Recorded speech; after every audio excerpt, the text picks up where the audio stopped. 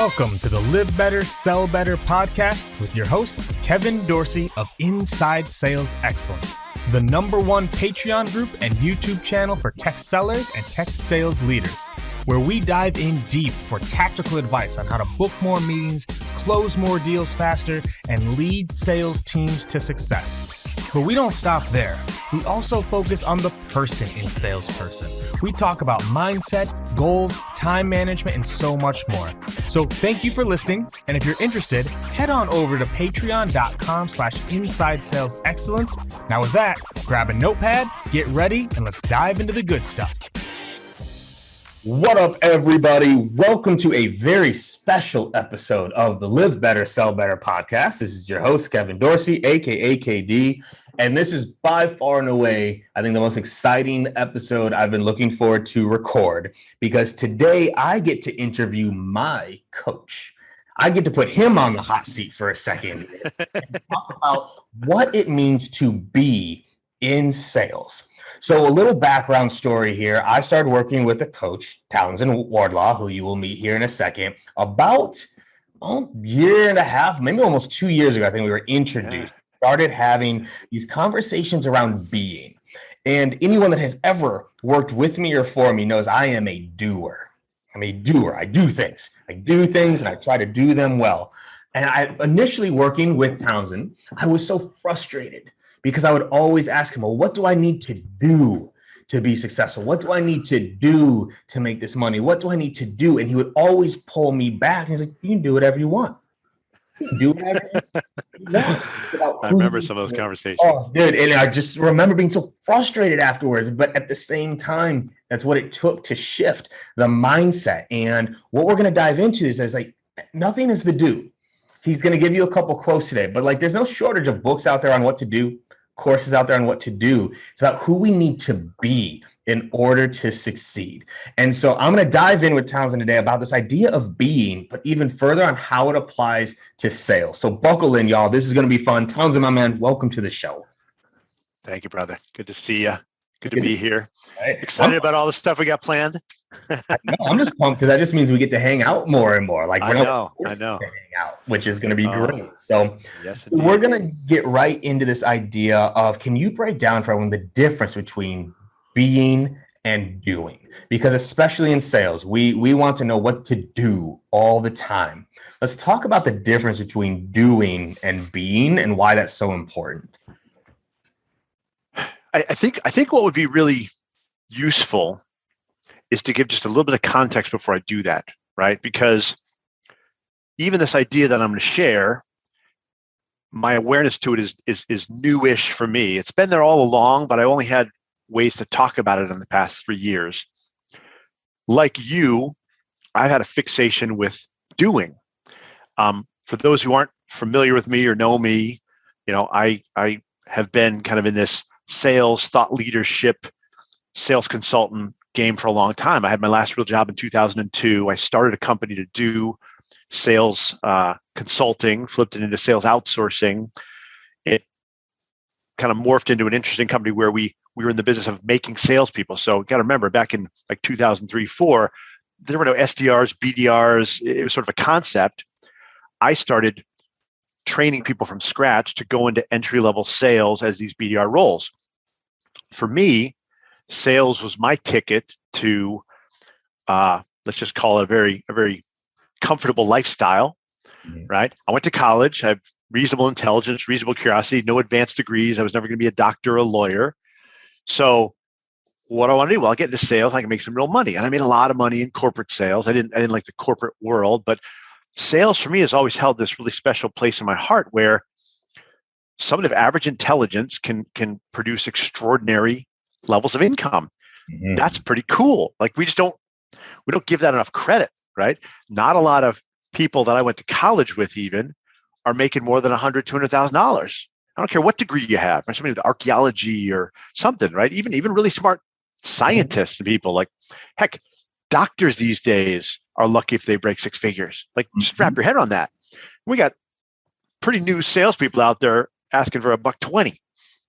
So the democratization of sales as a profession has always been really passionate to me. It bothered me deeply that these companies were sort of like, well, we only want to hire people who know how to sell. We're not going to invest in them selling, and salespeople are born, not made.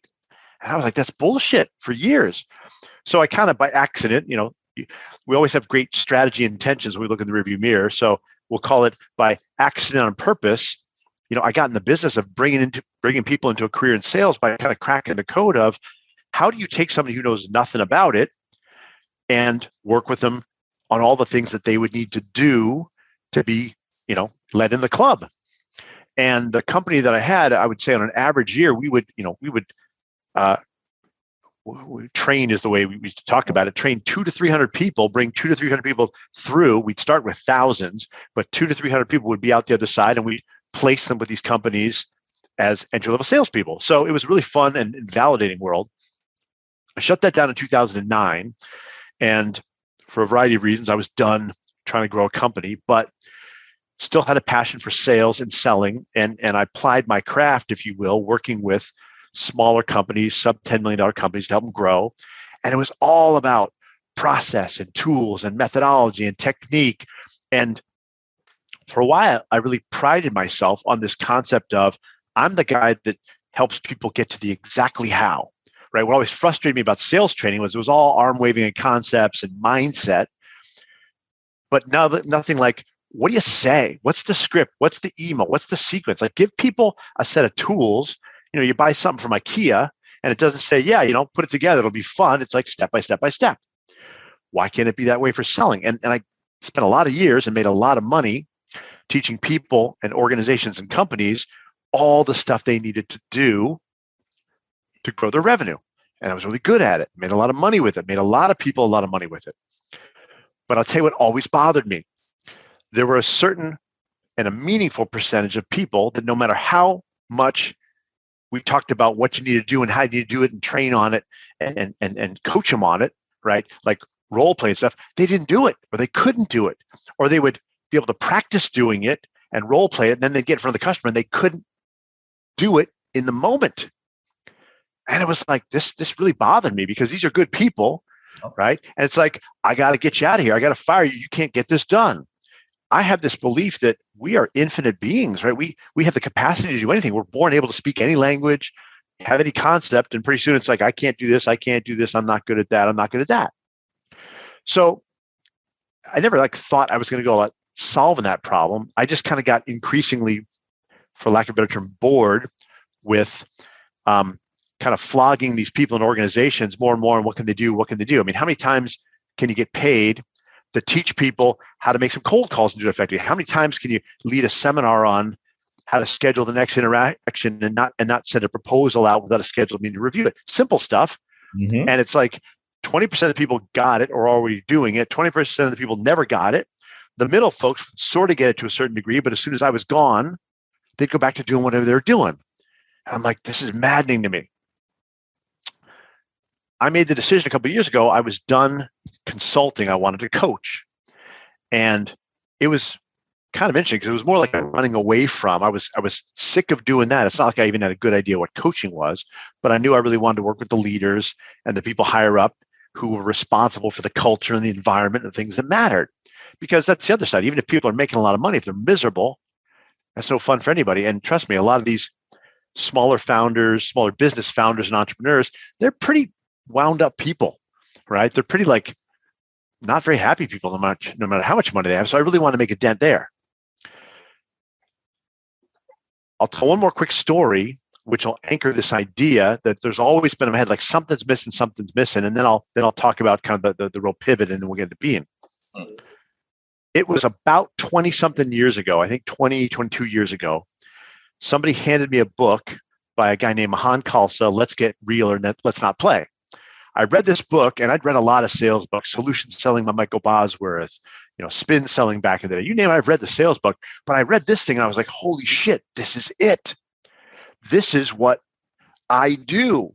This is why I've been so successful. And I would hand it to everybody and share it with everybody, and then usually come back and say, I don't see what the big deal is. There's nothing really in that book for me.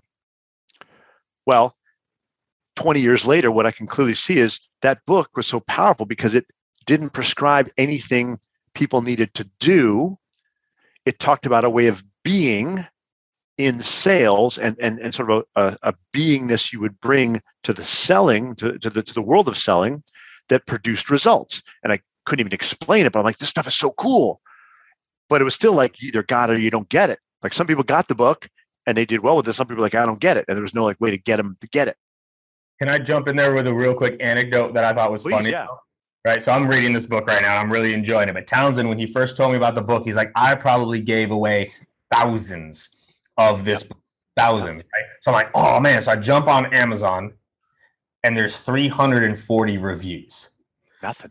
And I'm like, what are all these people doing? Like, he's giving the due, he's giving it, and people still don't go do. And I would just remember looking at it going, damn it, see, this is part of our problem, is we don't even do what we know we need to do. Here's someone who's been successful, knows what they're doing, says this is the greatest sales book you could possibly read. Here it is, and people still don't do. So I just had to jump in on that, because I remember that was my when I got the book. I'm like, where are all these? Townsend gave away thousands on his own. Where are are the reviews? Yep. Yeah. Okay, keep going. That's awesome. So let's talk about being and what it is, right? So to me, it's pretty simple. In life, we have an idea of the results we want to produce or the outcomes we want to produce. So much money I want to make, the kind of relationship I want. I want to have kids. I want to have a house. I want to go on vacation 3 times a year. I want to be happy, right? Even kind of for us, happiness is a result. Are you happy? Yes, I am. I want to build a company. I want to give back. I want to travel. All results. So we live in a world where, we have to produce things. We don't have to, but that's what we think about. What is true is that every single outcome or result that has ever been produced was the product of action, right? Nobody ever built a company taking no action. Nobody ever made $1 million taking no action. Nobody ever had a baby taking no action. You got to have an action to take a baby. You also have to take an action to not have a baby, right? I was talking to somebody earlier today. They didn't have kids. I said, well, you're not having kids as a result of actions you took that were not having a baby. You did other things instead of having a baby. Action. Go to any bookstore in the world or Amazon, and you will never run out of possibilities for books that tell you what you need to do to produce the results that you want. And find one book that says, here's the proven roadmap for doing it, and you'll find another book that's like the exact opposite. Mm-hmm. This gets you thinking a little bit, right? If it was just like, this is the way you do things, there'd be one book on it, everybody would follow it, and everybody get the results. As it is, there's lots of books. Those books are in direct conflict with each other. Some people do the things in the book and get the results they want. Some people do all the things in the book, don't get the results they want. Some people don't do anything in the book and get the results they want. This is interesting to me. So now we keep looking upstream. Well, what produces our actions, right? Because I say I need to do this, need to do that, all the things I intend to do, but ultimately every action is produced from a thought. There's not a word that comes out of my mouth that there's not a thought that precedes it saying, speak that word. There's not any action I take that I don't think about taking it. So you got 2 people in the exact same circumstances. My circumstance, I mean, what's going on out there? Let's use the example of a movie, right? Movie is circumstances. We're watching a movie. You and I are sitting there together. Kevin gets up and walks out. This thing sucks. And I'm sitting there laughing my ass off. Well, why is that different? It's the same movie. Well, Kevin has one set of thinking about the movie, and I got another set of thinking. Thinking produces action, and no 2 human beings have the same thought about the same set of circumstances. The circumstances aren't objective. They are a product of our thinking of it. This is where mindset comes in, right? So mindset is powerful work, and it's all about the degree to which are the thoughts in your head the right ones to produce the right actions. You see, most of us produce a thought, and then we have a thought about that thought, and then we think some more thoughts about the thought. We have some thoughts about what other people are going to think about the thought. Eventually, we get around to taking action. There's nothing wrong with that. In fact, very successful people, what you'll find, are really good at taking what for others might be a debilitating thought. Let's say like, I'm not enough, I'm not working hard enough. Well, they turn that thought into let's work harder. Somebody else takes that thought, I'm not enough, I don't work hard, and they just sit around doing nothing. But the successful ones are often, not awful, those that have a lot of, let's just call them kind of heavy, tough to deal with thoughts, but know what to do with them. So we can teach people about mindset. Nothing wrong with that. It's powerful work. It's been going on for years. The question very few people have asked in the last, I've searched everywhere for this, and there are people asking the question is, what is it that produces the thoughts? Fundamentally, why is it that in a given set of circumstances, and again, I'm talking about the original thought, like we're sitting there with our eyes closed and like the scene opens, we're going to have a thought about it. Probably have a thought even before our eyes open. But what is it that creates that thought? Now, above our thinking, we get into a whole different, let's call it reality or plane of existence or whatever I think about it. Like I can't actually see up there. So I don't have an answer to the question, what produces the thoughts, but I have an idea. And the idea is what I call being. It is our being that produces the thinking. So people go, well, what's being? Well, depends who you ask. For me, being is a function of a lot of things: our upbringing, our race, our age, our sex, our trauma as a child. Some people would even say there's things like past life trauma. I would also say there's something even upstream of that in the world of being that some might call the universe or consciousness or God, right? Most people that I've encountered, if they're being honest, will admit to the fact that at some point in their life, a thought appeared in their head, which they had no business thinking. Like there was no prompt for that thought. Mm-hmm. My beautiful wife, Louisa, was at the airport yesterday in Denver waiting to fly home. And she's sitting there waiting for the flight, having her salad, everything's fine. She had a thought, let me refresh the app right here because something doesn't seem right. Not even an awareness of it, but like the thought appeared in her head, refresh the app. She's at the wrong gate. Got her ass up, got to the right gate, made her plane. She would have missed her plane, right? Things like that happen to us all the time. You're like, where did that come from? I don't really know. Possibly I noticed something subconsciously, or possibly we'll call it inspiration. We'll call it our inner knowing. We'll call it our gut, or we'll call it God or the universe or consciousness or whatever suits you. But I think being is also part of that. Where did E equals MC squared come from for Einstein? There was nothing even closely, remotely near it until the thought, maybe time is relative, showed up. Well, that thought came from someplace. Nobody else had that thought until then. So that's what we call being. So here's what I think gets interesting. We have results in the world. We say we like them, don't like them. They're the right ones, the wrong ones. We want more of this, less of that. Immediately we fixate on, well, what am I doing right? What am I doing wrong? What do I need to do more of? What do I need to do less of? Sometimes we get around to, well, how can I get my thinking better so I can do the right actions? There's a lot of work there, and it's stuff you can work on, right? I've done mindset work with people that helps them with their actions. I've done just action work with people, helps them get better results. The problem is it's a lot of heavy lifting, and it doesn't always stick. What working at the level of being, as I call it, holds the promise of is that shifting the being changes everything downstream effortlessly. And I'll give you a little example of it. My clients come to me all the time and say, I got a problem. And they begin to describe to me a situation that is a problem, that is tough, that is challenging, that's difficult, that's going to require effort. You have to come up with a strategy for, right? What I know to be true is that problem exists from their thinking, and their thinking is a function of their being. So from how the world occurs for them, there's a problem, it's going to require a solution, et cetera, et cetera. Now, I wouldn't believe it unless I've worked with folks on it. But when you can shift their being, it's sort of like giving them a different view. One of the analogies that's simple I always use, I say, imagine you and I are sitting on a park bench and we see this lady and this guy struggling over a purse, right? And Kevin, you say to me, we got to go kick that guy's ass, help the lady get her purse. And I go, oh, Kevin, you're missing something. I kind of scoot you over a little bit. There was a tree in the way. You see there's a woman knocked down. That was his girlfriend. That lady took the purse. Now we see the world differently. We're not going to go kick his ass. We're going to go help him. That's an example, and all analogies fall apart. But that's the idea of being, at its simplest term, is how the world occurs for us.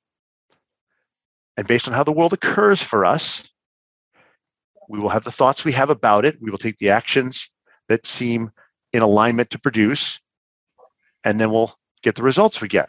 And I'll give you an example. We'll bring it all together around selling. I think it might have been 2 years ago at this point. one of the venture capital firms that I'd done a bunch of work for in the past called me up, said, we got this company, they're struggling. Could you help them with the sales stuff? Right? I'm the guy you call when you need people to sell more. Now, they didn't know I've been doing different work. I'm not training people. I'm not talking about I'm doing being stuff, but I didn't have that conversation. They just said, will you help these guys? I said, love to. So they made the introduction. 2 sales guys, they're gentlemen. They live in India, Bangalore, India. They're Indian guys. They're selling some SaaS product, 60, 80,000 a year, right? Only they're not selling anything. No deals are being closed. Lots of stuff going on. No deals are being closed. Something's not working. Townsend, go teach them something. Well, 2 months later, the CEO calls me and goes, I don't know what you did here. This is amazing. These guys are closing deals. I said, of course they are. He goes, well, what'd you teach them? What kind of training did you do? I said, I didn't train him at all. And now he's really confused. What do you mean you didn't train him? I said, well, here's the way I think about it. What I could train them on is what I would know to do in the situation if I was in it. I call it the Townsend dance. I know how to do my Townsend dance. I got my moves, right? And at least I think I look good doing it. And it works for me because I'm a, little older white dude who lives in the United States. So now let's take these younger, very intelligent, but very different gentlemen from India and teach them to do the Townsend dance. Well, they look funny doing it. Mm-hmm. More importantly, it's not natural for them to do it. It doesn't fit with their idea of themselves in the world, right? I'm really good at being Townsend Wardlaw. These guys might learn a little bit of how to be Townsend Wardlaw, but that would sort of be missing the point.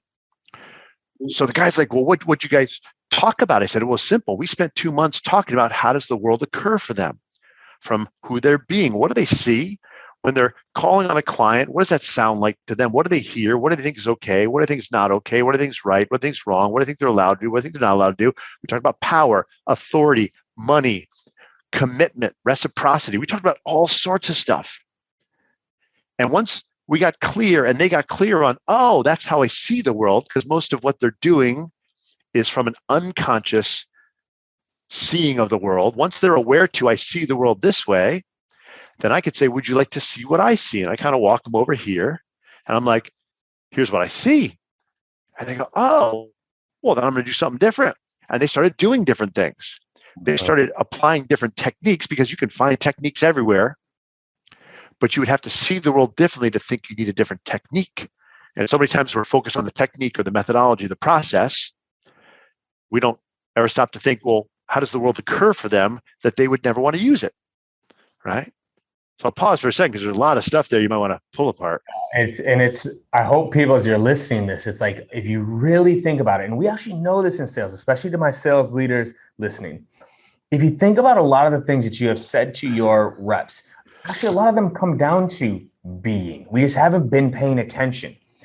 Who does a sales rep have to be? They need to be confident. They need to be a consultant. They need to be an expert. They need to be relaxed. They need to be a guide. Like, we actually talk about this a lot, but then we paid no attention to it, right? We still just get back to, but here's what you need to do versus who we need to be and how you're being. And so I'll recap it. How you're being changes your doing. Yes. Right? Because if you are being a consultant, your doing will change. If you are being calm, if you are being, and that was the biggest shift for me. That's happened today. We were chatting about it a little bit beforehand of like, who am I being right now? Who am I being? Because if I'm being committed, I'm going to do changes versus what I just need to do. Think about, imagine you're a customer, right? And you could say, well, who are you going to do business with? Well, I'm going to do business with somebody I trust. So they would need to be honest, right? That's what they would need to do. They need to do things that were honest. I'm going to do business with people who I believe have my interests at heart. So somebody would have to do things that demonstrated they cared more about me than the commission, right? Josh Braun calls it the commission breath, right? They would need to do things like that. They would need to be, or they would need to, I would do business with somebody that was knowledgeable, right? So the person would have to do things that demonstrated that they were really, dedicated to the craft. All right. So companies say, well, let's put together a training program that'll teach our salespeople to be honest, to put the customer first, right? And to be like self-learners. Let's teach them those things. But we're going to teach them these skills on top of a being that shows up to work, afraid of losing its job, feeling overwhelmed, right? More concerned with itself than anybody else, right? Because that's how a lot of us are. That's how we're taught to be. You got to be out for yourself. You got to make sure you get yours. So we're going to teach these things and teach them to a being that goes, okay, well, I'll take the class and I'll mouth the things, but I'm actually not going to do any of that, right? When we talk about shifting being, we're talking about changing the operating system of who we are, right? I'll give you a very simple example that to me is incredibly powerful. I can't even add up how much money I've been paid by companies to come in and teach the salespeople, the teams, the organizations, this idea of selling is about creating commitments. I'm going to do this, you're going to do this, creating the commitment, holding people to commitment, not just sending pricing proposals out and then chasing them, but what are you going to do with it and all this stuff, even scheduling the next meeting, right? It's core from a methodology standpoint. You don't leave a meeting with another meeting. That's a tactic. And I've done this for years and years and years, and the amount of people that have actually adopted it, I'm sad to say, are very, very few. Moreover, the ones that still do it a month after I'm gone are even fewer. Well, if I am going to hold others accountable to the degree that I create accountability for myself, right? I'm going to put together a proposal for you as I'm making a commitment. If I'm going to have the idea, well, I need a commitment in return so that I can have the thought, ask them for a meeting, so I can ask them for the meeting and get the meeting. Well, I would have to be somebody who saw themselves quite simply as deserving. It comes down to that simple. I am deserving of a commitment here versus I must commit and then they'll let me know if I'm deserving, right? And this gets into concepts of worth and value, and we can go all sorts of different ways. But when you look at the highest performers and people that are very successful in selling, what you see is they naturally have a being that says, I know my worth, and I'm going to find people who value it. They don't chase value to prove their worth. A lot of salespeople are out there trying to close a deal so they can feel good about themselves and pay their rent. I show up feeling really good about myself, knowing my value, presenting value, not afraid somebody can take it away or diminish it or rob it or steal it. I show up with value. I show up with worth. And those that value it stick around. But only from who I'm being. This is so deep, you guys, and I hope you're hearing it for what it can be, because if you're honest with yourself, everyone listen, if you're honest with yourself and said, am I being my best self? Am I even being my best self right now? How would we answer that? Or are there things you know you should be doing and you're not? If there are things that you know you should be doing but are not, it means there's a gap in the being. Who we are is the problem. We know to do, y'all, like there are things that we all know we need to do to be healthier, to have a better relationship, to be a better parent, to be better with our money, to sell more. We know so much of the being that is off. And if we can change our being, that's when everything kind of into it. So let's take that next step a little bit of like, how can you change your being? Yeah. Because that changes. Like you mentioned, all the dominoes start to fall. Well, first I want to think of it as shifting being. I also want to be clear that this idea of being is not something we discover. Everybody's already being. They're being away, and that's producing their life. So it's not like I teach people being. It's not like you and I are going to help people learn it for the first time. What they can be aware to is how they're being. And before I get into that, I want to just take one quick step up. There are many ways to skin the cat, as they say. I can produce results from being insecure. Like something's wrong, I'm going to screw it up. Some very powerful people, very successful people create a lot of results from an insecure being. And they produce a lot from that. It works for them. The problem is the more you want to produce in terms of results, the more insecurity you must produce to create those results. That's why it gets more and more miserable, right? a lot of folks, and there was a time in my life when I had this idea, there's a being, I'm not supposed to be here. I kind of snuck in, right? Some people call it imposter syndrome. Well, what is somebody who has the being that doesn't think it's supposed to be here do? Well, they do lots of things to prove it. And if you go, wow, that guy's working really hard, man, we should promote him. They get promoted from the being, I don't want them to find out I don't belong here. And it works. The problem is at some point, they're up here and everything that's been created has been from, I can't let them find out I don't belong here. And now it's even more of that because I'm higher up. I got further to fall. Let's go all the way back. What if instead of waking up in the morning and being, I don't belong here, and then let me, do all the things so nobody finds out. What if I was being, I belong here, I deserve this, I got this. It's just same results, different state of being. Now, over the course of weeks, months, years, decades, what's going to give you more energy, right? Just don't even worry about the results. Let's just imagine the results are the same, right?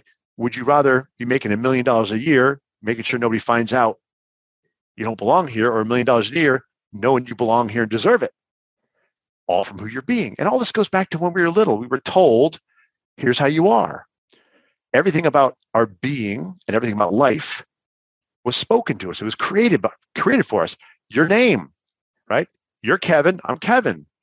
The world's scary, the world's scary, the world's easy. Whatever it is, I was told from a very young age, you can do anything. A lot of people are told you'll never amount to anything. And we both go out there and create in the world. We both produce results, but it's the qualitative experience of those results from our being that determines how far we can go and how miserable we are, right? What almost killed me when I was around 40 was an entire life that had been built on a being, it's up to me, nobody's coming, I'm on my own. Man, did I produce a lot of money and power and results and relationships and a company out of that. But it was almost not worth living, right? And for me, it had to be kind of dramatic, everything kind of get broken down before I said, maybe I'll use a different raw material to produce my life. So that's the idea of, if I could shift who I'm being, well, I'll produce at the least the same results, but I'll produce them, I like to call it, with a different fuel in the tank, right? Sort of like I got this really toxic fuel with lots of emissions and gas, and it's bad for the environment. And I got this nice clean running electricity in the car. They both move the car, different fuels. So how does one shift being? Well, the key is you first must be aware to how you are being that's producing your life, right? And that's actually not that difficult. It's observing your actions and your thinking to see and ask the question, who must I be being, thinking these thoughts and having these conversations, right? If I am fighting with my wife, if I'm arguing with her, I'm not being loving. I'm being right. Right? If I'm all lovey-dovey with my wife and telling her I love her and being sweet with her and having nice thoughts, well, I'm being loving. There's no other way to do it. Like, being is the thinking and doing, like a seed is to the tree. If I plant an avocado seed, I get an avocado tree. If I plant a peach seed, I get a peach tree. If I'm being loving, I produce loving thoughts, loving actions. If I'm being scarcity, I have scarce thoughts, and I'm very stingy in my life. So the first key is always to get really real about, how am I being? Like, don't get all attached to you're doing the right things or the wrong things, or the right results or the wrong results. Just ask, how am I being producing them? And what I find fascinating about this work is we're all pretty good at self-correcting, right? The challenge to stopping fighting with your wife, the only challenge is realizing you're fighting with her. Once you realize, I'm not being loving, I'm being argumentative, well, I know how I want to be, which is loving. So it's usually pretty easy to shift back to that. But the temptation is try to say the right things or modulate my words or hold back my words or not say it wrong. And we get stuck out here. Like I call it holding the wrong end of the tool, right? We're holding the wrong end of the tool, trying to get the job done. Whereas in order to work at the level of being, you have to use the thinking and the actions to get a sense of the being and for lack of a better term, kind of ignore them. Like, don't try to do anything with them. Because the temptation is, as soon as you see us doing something wrong, well, let's fix what we're doing. And what you're doing is you're hiding and you're obscuring the being that's creating it. It does work to a point, right? I can coach people. No, don't say that, say this. Don't do that, do this. And we'll make some tweaks.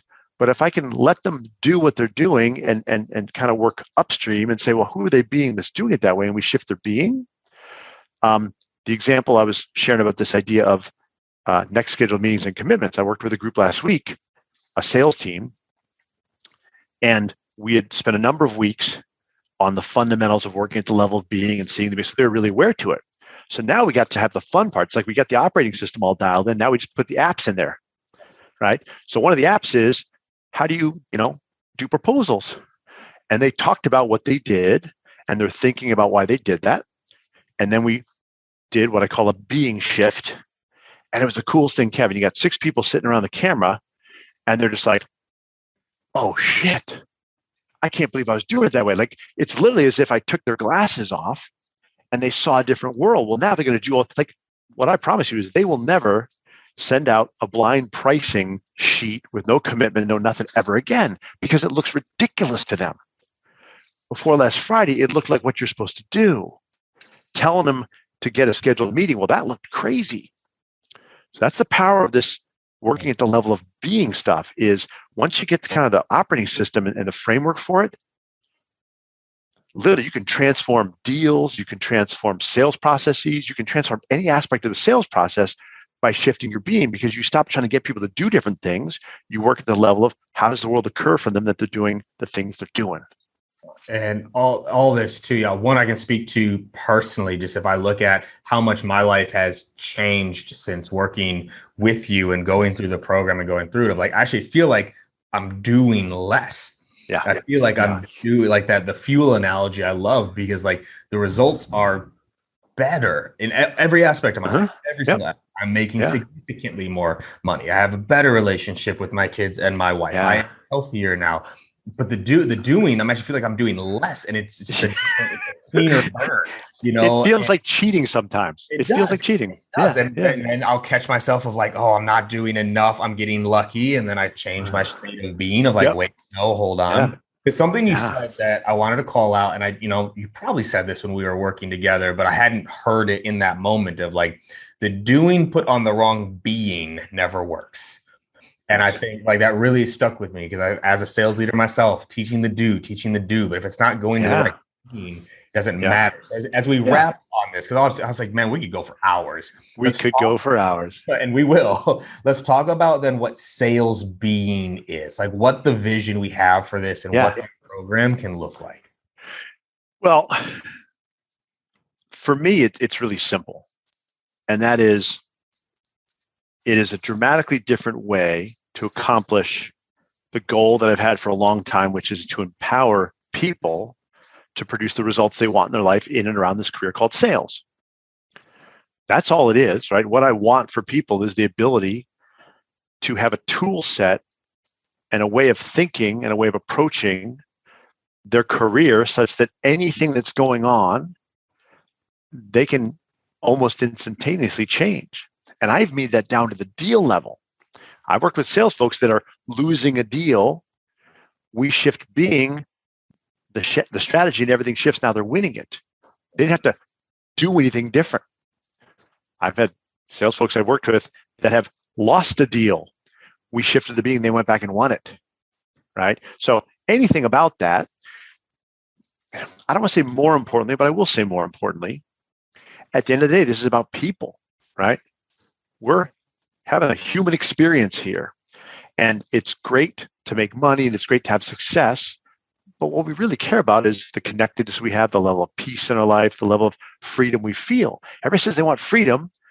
I know lots of guys with lots of zeros in their bank account. They're still talking about freedom someday.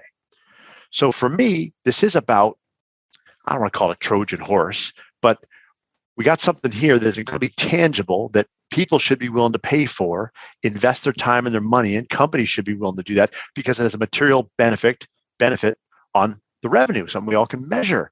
The ROI on this is ridiculous. I talked to a guy today. A week ago, we met for half an hour. In the week that we met, and he's a consultant, a coach, he does his own thing. He basically went out and made $5,400. Half an hour, he turned into a shift in being. One little shift, he turned into $5,400. I'm like, that's pretty good ROI, right? And that's everywhere. But the degree to which we can help up-level the human experience, right? Because let's face it, there's going to be people who are always going to be successful, but do they go home and truly enjoy that success? Are they connected with their wives and their families? Or are they playing the someday game? So the idea of bringing this to the world as a tool that has a very material benefit, but fundamentally changes people's lives is what I'm most passionate about. That's why we're working together, right? We both care about the outer world game. We love playing the game called Make Money, but we're also, far enough along in life. We're like, it's not all about that. There's more to that, right?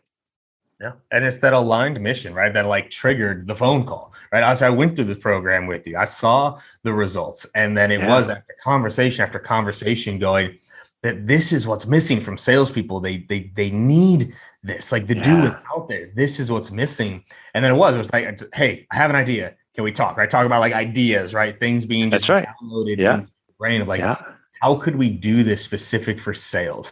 And like, I have taught a lot of courses. You have taught a lot of courses. I've trained a lot of reps. You've trained a lot of reps. Like we have that part.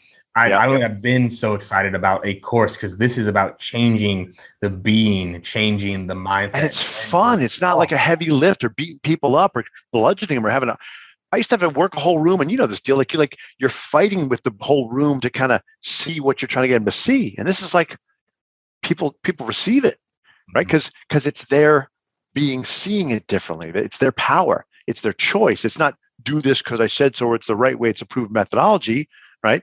If you're sitting there, screwing screws with a screwdriver, and I go, hey, try this, and it's I don't have to convince you about this, right? I don't have to have a long conversation about this is better. You're a smart, powerful human being. You'd be like, give me that. I'm done with this nonsense. I'm going to use that one. That's what this is. Love it. So where can people go find more? Like if they're interested in learning about their being, if they're interested in this idea of shifting their being to get the results that they want, where can they go to learn more about this and get involved? That's a great question. The short answer is in the near term, you and I are running a couple of cohorts for this Being for Sales experience. So that will be happening. I'm a big believer of we do it, we show people the power of it, and then we can create websites and PDFs and all that kind of stuff. I'm not really into trying to convince people. There's enough people lining up for this. Yeah. So if this is interesting to anybody watching this, send me an email, send Kevin an email. This is a very different approach. And as such, we're taking a very different approach to like enrolling people in this. It's not like you need this, let's pitch you on it. It's let's make sure you're in the right spot for it. So there's a couple steps that we're walking people through that will both help them learn a little more about being and bring them to the point where we can see if this is a good fit now or maybe down the road. It's not there's no rush on this. So the short answer is if you want to learn more about being and this has piqued your curiosity, send Kevin an email, send me an email. We'll send you some stuff to start looking at, reading, watching. We'll kind of start to build the relationship in service of you. And we got some things going on that if you want to actually jump in the deep end of the pool and start creating some results, we got that too. Yeah, and actually, I have to ask this question. I just have to ask this question. And like, we'll wrap on this. Is like working with a coach, right? Like, why working with a coach is so important? Because I was reading a lot of this stuff. I was reading the books. I was doing things. Yeah. Get a coach. You have a coach, one of the best coaches, ultimate coach, right? Yeah. Like, let's wrap on this idea of like why having a coach matters. So it's a great question. But the first thing I'll say is nobody needs a coach, right? We're powerful beings. We can self-learn our way to anything. There's a fundamental challenge in doing anything yourself is we always see what we see from where we're seeing it, right? People are always like, so I work with a coach in Phoenix, Arizona. He only meets in person. I spend 2 days every 2 weeks in transit to go spend 2 hours with him. And there's a big check to write as well, but it's a big commitment. One of the most sought after coaches in the world. I'm very privileged and grateful to be working with him. But people always ask, so what'd you learn? What did he tell you? Like he's like, got some book of wisdom and he's doling it out. And what I say is that's not how it works, right? I'm an incredibly intense, thoughtful, intelligent human being. I can solve anything that I see. And I always see what I see, but only where I'm looking from. So when you talk about having a coach, right? This idea of coaching, real coaches don't tell you what to do. They don't even tell you how to be. They help you calibrate where you're looking at the world and guide you to look at it differently. Because when you see it differently, you start thinking differently, you start acting differently, you produce different results. So it's a very different methodology than training, or even what a lot of people think coaching is like, let me give you advice in this deal. In the most purest form of coaching, I don't give advice. I don't tell people anything. I work to help make sure I grasp what do they see from where they're looking, and then give another view. And to be honest, after having done this for a lot of years with a coach, I'm pretty good at it. I'm pretty good at saying, okay, what do I see from where I see it? Let me see it differently and taking different views. But I still go work with this guy and he shows me something. I'm like, man, I would have never looked there. But now that I'm looking from there, what I see changes everything. So that's my spiel on coaching. And it's also an accelerant. I met with a very powerful guy a couple weeks ago. I say powerful, what he's created in the world. Just sold his company. He's a retired military officer, flew very expensive jets. The guy's accomplished everything any person could conceive of accomplishing in their life. But he's got another 34 years left. So all we talked about is, what would you want to create in the next 30, 40 years?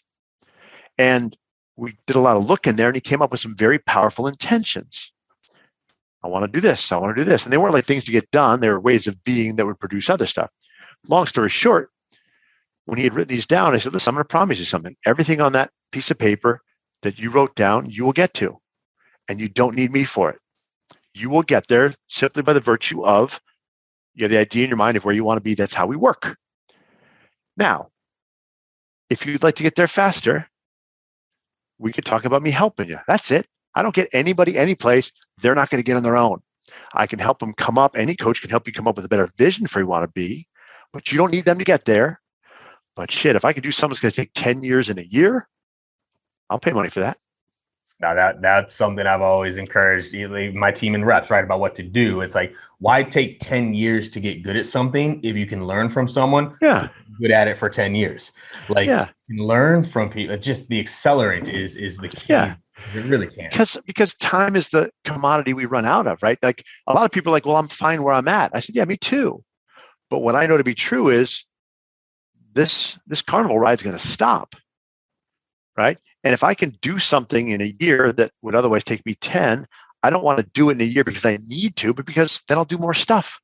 I don't need to do any of it. I don't need more money. I don't need more impact. I don't need more love. I don't need more sex. I don't need more anything.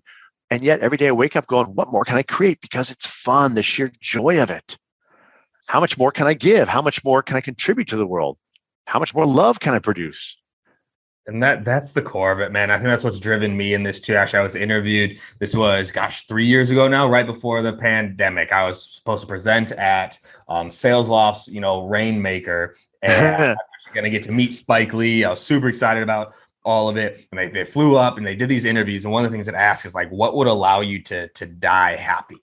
Was one of these deep questions they asked. Yeah. And I actually have this quoted, so it's actually in my office. Like, if I could just find a way to help people accomplish their goals in life, I would die happy, because it's such an amazing, when you set a goal and you hit it, that feeling is just matched. And it's like, I feel like I've been searching for so long of like, how could I do it?